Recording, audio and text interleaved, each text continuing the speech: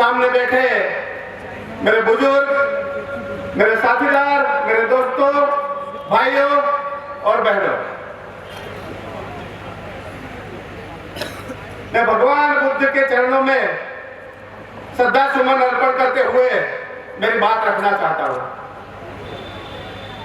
आज संविधान दिन मनाया जा रहा है। ऐसे तो 26 नवंबर है, मगर कार्यक्रम की व्यस्तता के हिसाब से उस दिन आज मना रहे हैं हम क्यों मना रहे हैं संविधान दिन?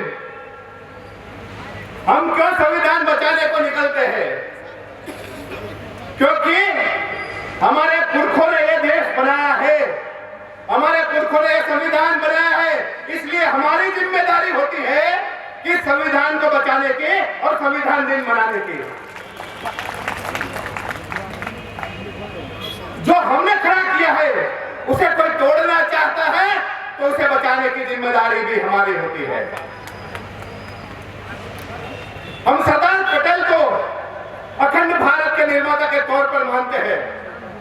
हम हमेशा सरदार की बात करते हैं, हम बाबा साहब आंबेडकर की बात करते हैं, उनका नारा भी लगा लेते हैं, मगर सरदार ने 565 रियासतों को एक करके अखंड भारत का निर्माण कैसे किया वो जानते नहीं है, हम उसको पढ़ते नहीं है।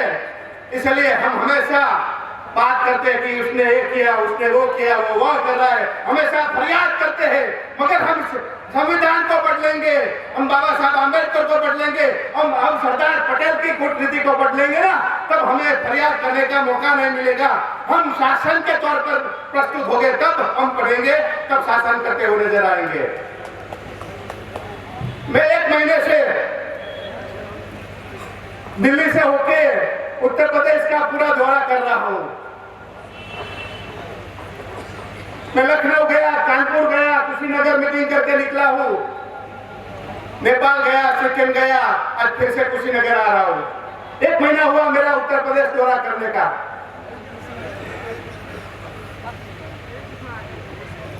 मैंने देखा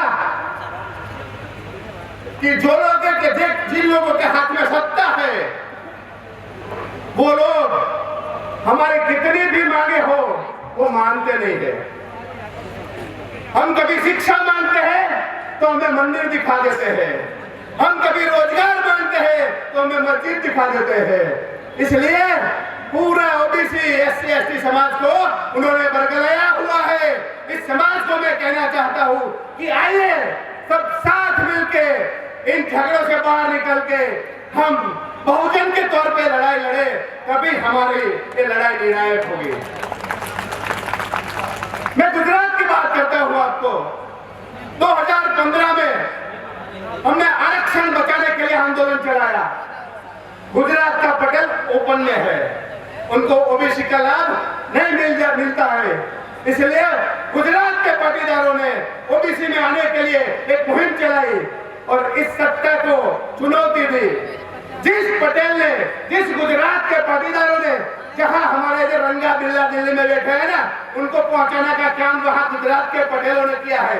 और जब हमारा हक मांगने निकले तो हमारे 14 भाइयों के ऊपर गोलियां बरसाई गई, हमारे सैकड़ों युवाओं को जेल में डाल दिया गया, हमारे ऊपर विदेशद्रोह का और राजद्रोह का केस किया गया। मैं भी 7 महीने साबरमती अहमदाबाद की जेल में रहा हूं, फिर पूरा देश घुमा हूं, तो हमें पता चला है कि हमें अलग अलग जातियों में जो बांटा जा रहा है, हम अगर बहुजन के तौर पे लड़ाई लड़ेंगे तो हम सक्सेस होंगे। इसलिए ज्यादा समय नहीं लेते हुए मैं एक मेरी पंक्ति के द्वारा मेरी वाणी को समाप्त करूंगा। एक भाई ने अभी बताया कि इस समाज के लोग होते हैं तो पूरा पैदाल बोल जाता, ओबीसी समाज है इसलिए कमाया है, मगर मैं उसमें थोड़ा सुधार करते हुए आप सबको धन्यवाद देना चाहता हूं कि कोई चले चले न चले, कोई चले न चले, हम तो निकल पड़े हैं। कोई चले न चले, हम तो निकल पड़े हैं। जिसे मंजिल की तलाश हो उसे कारवां से क्या, जिसे मंजिल की तलाश हो उसे कारवां से क्या। और जैसे गुजरात की धरती को आप सब जानते हैं कि ये जो दिल्ली में बैठे हैं ये उनकी धरती नहीं है, ये पवित्र इस देश को आजाद कराने में जिसका महत्वपूर्ण रोल रहा है ऐसे सरदार पटेल की धरती है। इसलिए सरदार पटेल की धरती से कुशीनगर की धरती में, बुद्ध की धरती में आपका सबका प्रणाम और धन्यवाद करता हूँ।